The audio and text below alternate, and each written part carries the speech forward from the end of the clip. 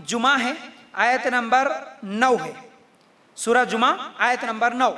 या अय्युहल्लज़ीना आमनू इज़ा नूदिया लिस्सलाति मिन यौमिल जुमअति फस्अउ इला ज़िक्रिल्लाहि वज़रुल बै' ज़ालिकुम खैरुल लकुम इन कुंतुम तालमून। तर्जुमा देखो इसका, आए वो लोगो जो ईमान लाए हो, जुमा के दिन नमाज की अजान दी जाए यानी नमाज के लिए पुकारा जाए तो तुम अल्लाह के जिक्र की तरफ दौड़ पड़ो, खरीदो फरोख्त को छोड़ दो।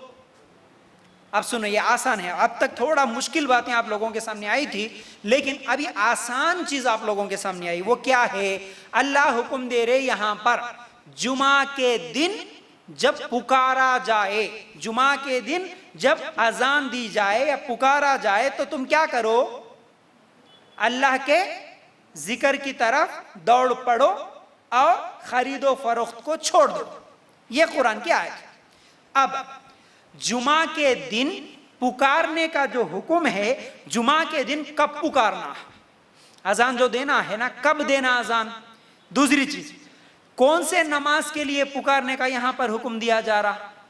तीसरी चीज, किन अल्फाज में पुकारना, यहां पर पुकारो बोल के, अजान दो बोल के, किन अल्फाज में पुकारना। ये सवालों का जवाब हमको कुरान में नहीं मिलता। अल्लाह हुक्म दिए जुमा के दिन पुकारो, कब पुकारना? 12 बजे पुकारना, सुबह फजर में पुकारना, 10 बजे पुकारना, 5 बजे पुकारना, कब? वक्त कब है? ये कुरान में हमको इसका जवाब नहीं मिलता। जवाब कहाँ है? हदीस में। ये जुमा की नमाज के लिए पुकारने का हुक्म है। अल्लाह के रसूल बोले, इस आयत की तशरीह अल्लाह के रसूल करेंगे। ये जितने भी अहले कुरान है उनके साथ ये सवाल है, ये हमारा सवाल है। या मुनकिरीन हदीस जो है, तुम अगर हदीसों को नहीं मानते तो हदीसों को छोड़ के हमको कुरान से दलील दो। सूरह जुमा आयत नंबर 9 में जो पुकारने का अल्लाह ताला हुक्म दिया, जुमा के दिन कब पुकारना, कौन से नमाज के लिए पुकारना, कौन से अल्फाज में पुकारना, अल्लाहु अकबर बोलना, अशहदु अल्ला इलाहा इल्लल्लाह बोलना, कौन से अल्फाज में पुकारना, ये हमको कुरान से दलील दो। कुरान में कहीं पर भी नहीं है। राइट? तो इस आयत को समझना बोले तो क्या पढ़ना? हदीस पढ़ना पड़ता। अब दूसरी चीज देखो, सूरह माइदा आयत नंबर 38, अल्लाह ताला यहां पर चोरी करने वाले मर्द और औरत के हाथ काट दिया करो, यह हुक्म दिया। चोरी करने वाले के, चाहे वो मर्द हो या औरत हो, उसका सजा क्या है? उसके हाथ काट दो।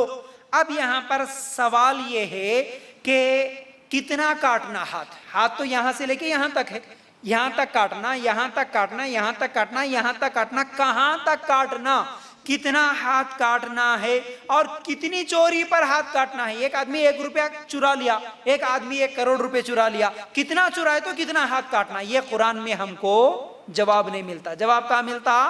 हदीस में मिलता। मुनकिरीन हदीस कुरान से ही इसका अगर जवाब दे सकते हैं तो दे। चोरी करने वाले का हाथ कितना काटना, कितनी चोरी पर काटना, नहीं दे सकते। तीसरा, सूरह अनाम आयत नंबर 82 अगर हम निकाल कर देखें, अल्लाह ताला फरमाते हैं, अल्लज़ीना आमनू वलम यल्बिसू ईमानहुम बिजुल्मिन उलाइका लहुमुल अम्नु वहुम मुहतदून। जो लोग ईमान रखते हैं और अपने ईमान को शिर्क के साथ, जुल्म यानी अपने ईमान को जुल्म के साथ मिलावट नहीं करते, मखलूत नहीं करते, ऐसों ही के लिए अमन है, वही सीधे रास्ते पर है। अल्लाह ताला फरमाते हैं, मतलब क्या है? अपने ईमान को, अल्लज़ीना आमनू वलम यल्बसू ईमानहुम बिजुल्मिन, ईमान को जुल्म के साथ मिलावट नहीं करते, उनके लिए जन्नत है, बोल रहे अल्लाह ताला।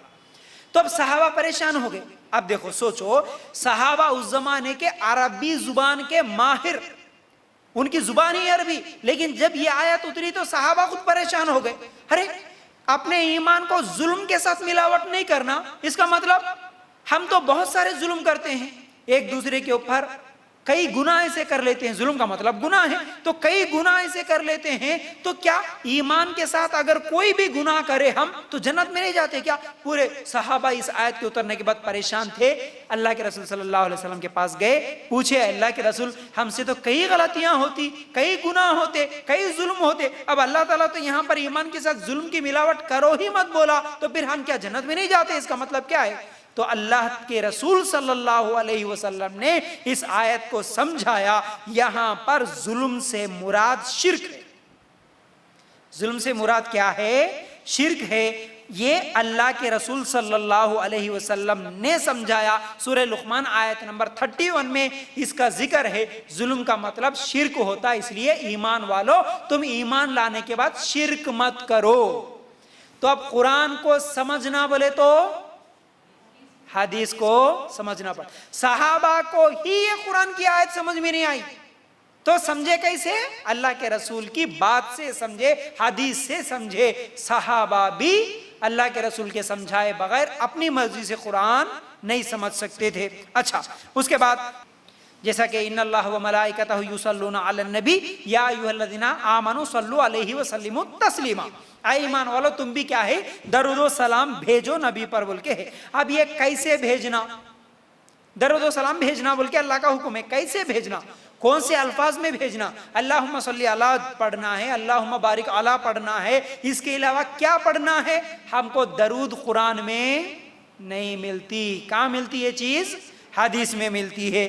ٹھیک ہے. اب اس کے علاوہ اور بھی اگر ہم بات کو آگے بڑھائیں تو یہ تو صحیح بخاری میں ہے درود کے جو بھی الفاظ ہے.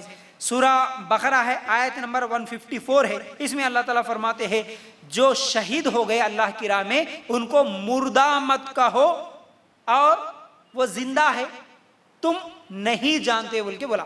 تو جو شہید ہو گئے ان کو مردہ نہیں بولنا تو وہ کیسے زندہ ہے؟ ہمارے ساتھ زندگی گزار رہے، خبر میں زندہ ہے، اللہ کے پاس زندہ ہے. کیسے زندہ ہے یہ کیسے معلوم ہونا؟ صحابہ بھی اللہ کے رسول صلی اللہ علیہ وسلم سے سوال کرے تو اللہ کے رسول صلی اللہ علیہ وسلم نے بتایا کہ شہید جو ہے وہ جنت میں پرندوں کی شکل میں اللہ تعالیٰ ان کو رزق دیتا ہے. جنت میں وہ گھوم رہے پرندوں کی شکل میں، اس لیے وہ زندہ ہے بول کے اللہ کے رسول بولے. قرآن میں اس کا ذکر ہم کو نہیں ملتا. ٹھیک ہے. پھر اسی طرح سورہ بقرہ آیت نمبر 184 اگر یہاں پر ہم لوگ دیکھیں گے تو اس میں روزے کے تعلق سے کچھ احکامات آئے، بیمار اور مسافر کے روزے کے تعلق سے احکامات آئے. لیکن جو عورت دودھ پلانے والی ہے، حاملہ ہے، حائضہ ہے، اس کے روزے کا کیا ہوگا؟ قرآن میں ہم کو اس کا جواب نہیں ملتا. اس کا جواب بھی ہم کو حدیث میں ملتا ہے. اب اتنی تمام چیزیں سننے کے بعد ایک اور آسان دلیل میں آپ لوگوں کے سامنے دینا چاہتا ہوں.